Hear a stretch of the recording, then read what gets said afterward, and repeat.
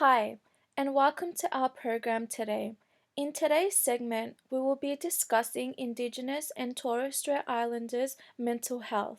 We will be discussing examples of how the population group's background can influence their health and well being, their risk factors, and barriers to accessing healthcare.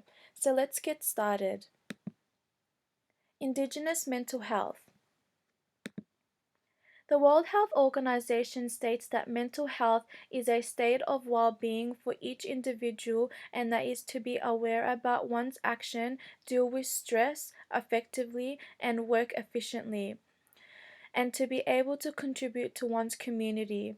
Mental health is key to many factors including social, emotional, and spiritual well-being, which allows individuals to live a healthier lifestyle, achieve goals, and interact with other people in respectable manner. An abundance of research shows that mental illness are highly prevalent in Aboriginal and Torres Strait Islanders in comparison to the Australian population.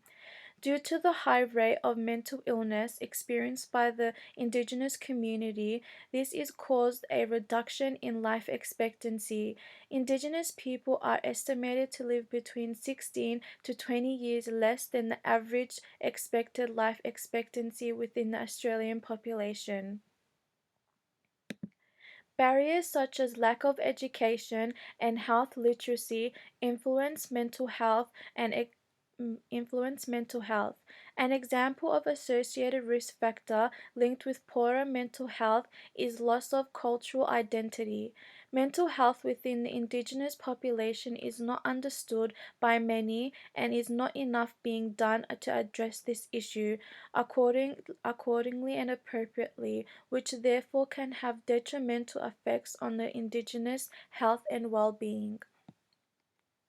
We will now move on to examples of how a population's background can influence health. Indigenous people suffer a range of health problems due to the background of their lives. The impacts come from a large range of factors such as disposition, removals from family, racism, marginalization, and exposure to violence. Better outcomes are potentially with strategies that include the increase in the knowledge and awareness of their history and culture.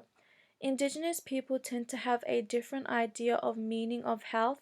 The meaning of health has more of a holistic approach than it does in a Western society.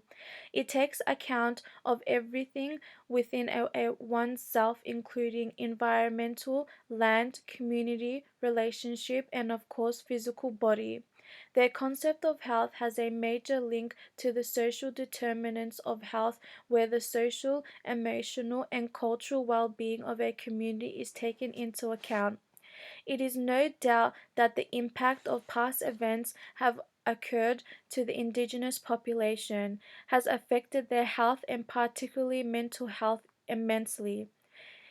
Major events including the stolen generation, disposition of land, and marginalization all affect the health of these individuals.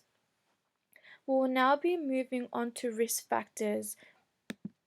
The first risk factor that we will be talking about is physical activity. Physical inactiveness of the Aboriginal and Torres Strait Islander population is linked with several possible preventable chronic diseases and mental health illnesses. The decline in physical activity levels of Aboriginal and Torres Strait Islanders individuals has been associated with poorer physical health and amplified the prevalence of chronic conditions such as elevated blood pressure, heart disease, and obesity and mental health illnesses.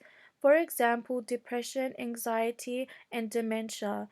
Building evidence has suggested that Indigenous Australians are confronted with social, cultural, and financial barriers to physical activity participation in contrast to non Indigenous Australians.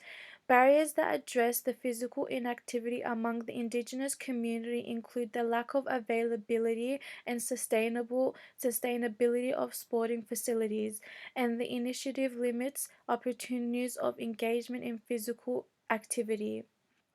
The next one we'll be talking about is loss of identity and cultural.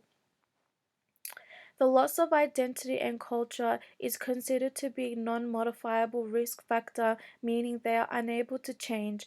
Possessing a weak cultural identity has found to decrease the promotion of resilience, reduce self-esteem, lower pro-social coping styles, and has diminished mechanisms against mental health symptoms.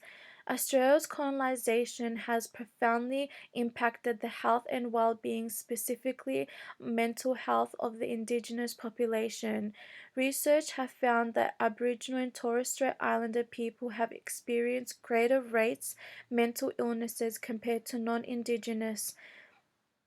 As a group, they have undergone outstanding trauma in the form of property disposal, child removal, family separation and displacement, and cultural loss. Currently, many Aboriginal and Torres Strait Islanders continue to live in socially and economically disadvantaged circumstances in comparison to their population, leading to increased rates of unemployment, inadequate housing, and other basic services. The next risk factor that we'll be talking about is poor diet. Inadequate diet quality and nutrition is a major concern for mental health within the Aboriginal and Torres Strait Islander people, contributing to over 16% of the burden of disease. Poor nutrition and diet can lead to detrimental physical health illnesses such as cardiovascular disease and obesity, which can amplify and strengthen the association with mental health. A systemic review in 2010 discovered a two-way link between depression and obesity. Results show that Aboriginal people who suffer from obesity had 55% increased risk of developing depression over time, and those who are experiencing depression had 58% chances of suffering from obesity. That's overwhelming results. We will now be moving on to barriers. Having access to healthcare services is the main contributor to health and well-being, but unfortunately, Indigenous populations have significantly lower access to healthcare. Indigenous people experience higher rates of mental health problems due to social, historical, and economic disadvantages. Indigenous populations suffer from higher rates of trauma, grief, and loss as they have high adult mortality, suicide rates, and child removal and incarceration rates. Obstacles to mental health care services are specific for Indigenous people because of the dynamic social and cultural processes. Certain studies and surveys based on Indigenous people have identified cultural and economic communication barriers such as well as perception of discrimination and stigma of mental health illnesses. Other barriers consist of transport and long distances to healthcare services, long waiting times, affordability of services due to them being costly. Another common barrier for Indigenous people accessing to mental health care services is that it lacks on having Indigenous staff, for example, specifically Indigenous women.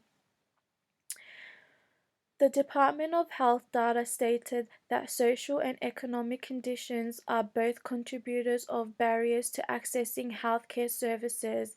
Inadequate inequalities faced by Indigenous women are contributed to the social determinants of health, which include shortage of general practitioners, specialist medical services, Aboriginal health workers, and a range of other health services, especially in rural and remote areas. The lack of affordable healthcare services, a lack of female doctors, including Aboriginal and Torres Strait Islander service providers, a lack of awareness and knowledge of existing services, health provisions to deal with the difficulties of health, social and emotional well-being, and cultural needs of women from these groups. A concept of health that is based on a biomedical model with focuses on curative measures rather than holistic health and Aboriginal Torres Strait Islander sense of spiritual healing.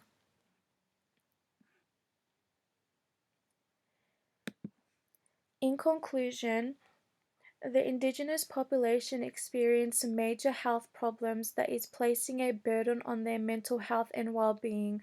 Different barriers and risk factors such as lack of education and health literacy and the lack of physical activity, loss of identity and culture, and poor diet, respectively and negatively impact the indigenous population. Due to these barriers and risk factors, mental health illnesses such as depression and anxiety may be enlarged in many indigenous people. Such negative impact on health and well-being have led to an increased prevalence rate of mental illnesses, hospitalization, and even death. Therefore, it has important and address these issues to many approaches can be placed to close the gap and improve the health and well-being of indigenous communities.